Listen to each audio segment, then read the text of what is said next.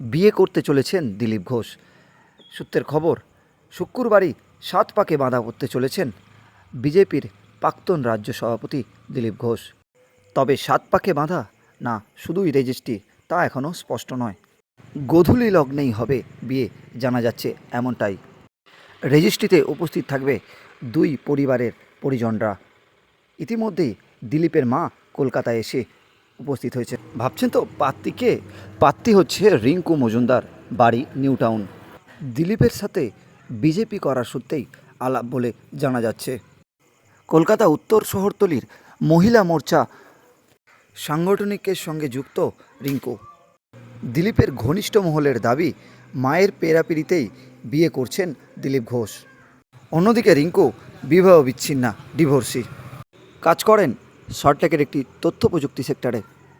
তার একটি 25 বছরের ছেলে আছে বলেও জানা যাচ্ছে।